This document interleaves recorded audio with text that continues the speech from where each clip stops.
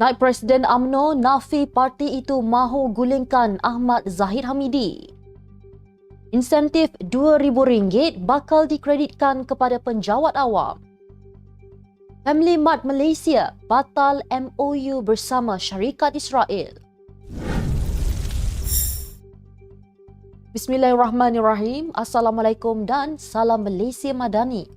Bersama saya Mirakila dalam Netstep 7 terhangat. 7 berita Malaysia paling trending pada hari ini. Jangan lupa untuk subscribe YouTube Netstep TV dan follow Facebook Netstep Malaysia.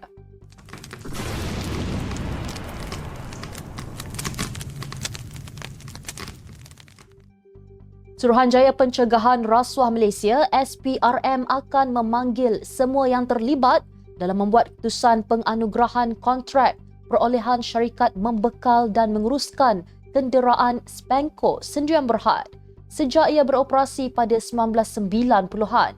Ketua Pesuruhjaya Suruhanjaya Pencegahan Rasuah Malaysia Tan Sri Azam Baki berkata ia termasuk Perdana Menteri dan Menteri Keuangan ketika itu.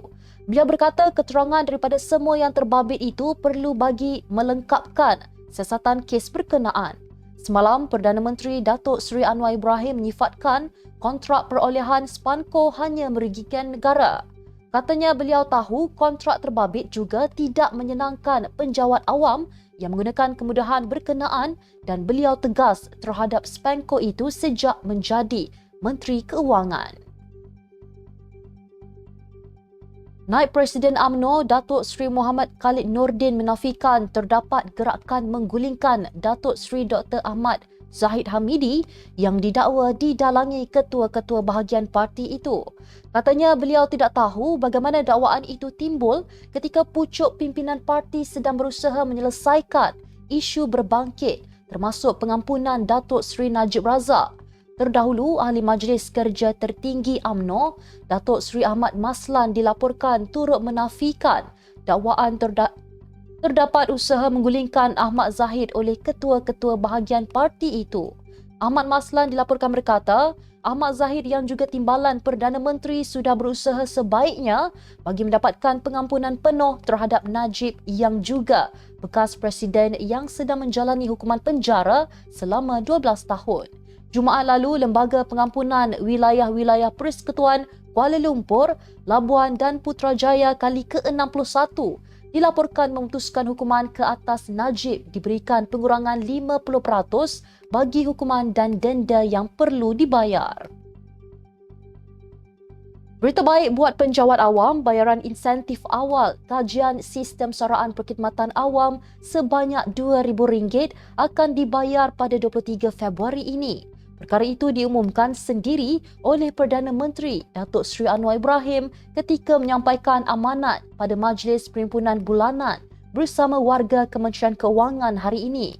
Datuk Seri Anwar berkata ia akan membabitkan bayaran insentif sebanyak RM2,000 kepada semua penjawat awam grade 56 ke bawah termasuk lantikan kontrak. Turut disalurkan sebanyak RM1,000 kepada semua jawatan utama sektor awam, membabitkan polis, bomba, tentera, angkatan bersenjata dan seluruh anggota beruniform. Sebelum ini, insentif itu pernah diumumkan Perdana Menteri pada pembentangan Belanjawan 2024 pada 13 Oktober tahun lalu. Pasangan tunang direman seminggu bermula hari ini kerana disyaki melakukan cubaan bunuh melanggar lari anggota polis sehingga parah pada Ahad lalu. Perintah reman itu dikeluarkan Magistrate Siti Nora Sharif terhadap lelaki berusia 33 tahun dan wanita berumur 34 tahun yang dibawa ke Mahkamah Magistrate.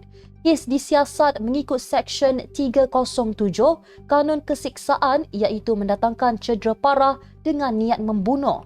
Pasangan tunang itu diberkas polis kurang 24 jam selepas insiden itu yang dilaporkan berlaku jam 7.30 malam di Jalan Tanjung Rambutan, Cemor di sini. Polis turut merampas sebuah proton iris yang digunakan suspek ketika kejadian. Majlis bertunang terpaksa dibatalkan dan digantikan dengan Majlis Kenduri Arwah. Allahyarham Ahmad Yusof dijumpai lemas di Sungai Terengganu dekat Kampung Bukit Tumbuh tengah malam tadi. Ayah Allahyarham Din Ismail mengatakan Yusof bakal melangsungkan pertunangan Sabtu ini. Katanya semua persiapan majlis di pihak keluarga perempuan di Kampung Paloh, Kuala Terengganu sudah diatur namun terpaksa dibatalkan. Jenazah anak ke-10 daripada 12 beradik itu disembahyangkan di masjid kampung berkenaan kira-kira 150 meter dari rumahnya dan dikebumikan di tanah perkuburan Islam Kampung Bukit Tumbuh selepas solat Zuhur. Menceritakan mengenai kejadian itu, Din yang mengusahakan kilang menerak batik berkata, arwah anaknya dikatakan setiap malam bermain bot kawalan jauh di sungai bersama rakan karibnya yang tinggal berjiran selepas menunaikan solat Isya. Pemegang saham terbesar Family Mart, Itochu Corporation akan menamatkan Memorandum Persefahaman MOU dengan Elbit Systems, sebuah syarikat pertahanan Israel.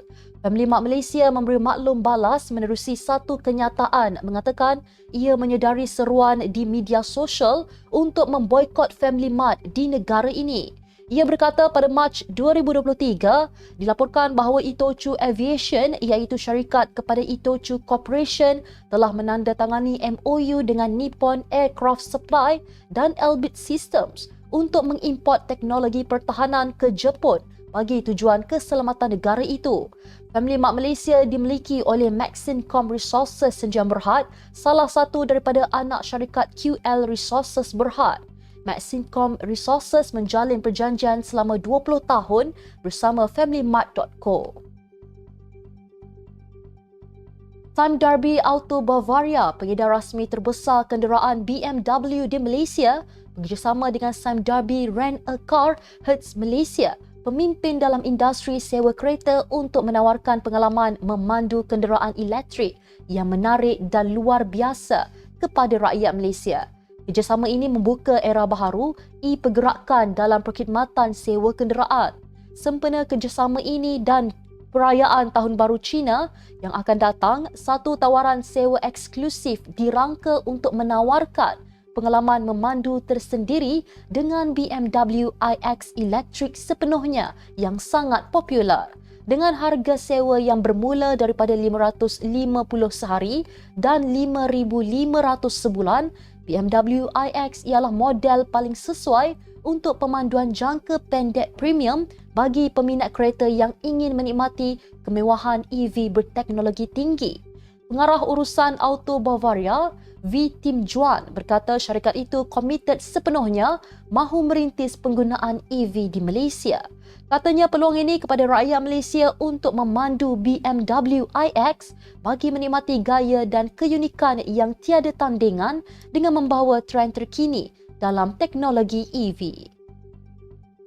Sekian sahaja tujuh terhangat hari ini. Jangan lupa bersama saya setiap hari pada waktu yang sama untuk ikuti tujuh berita Malaysia paling trending hanya di tujuh terhangat.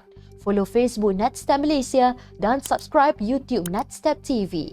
Netstab Malaysia menjangkau informasi, mengora inspirasi. Saya Amira Akilah, Assalamualaikum dan salam sejahtera.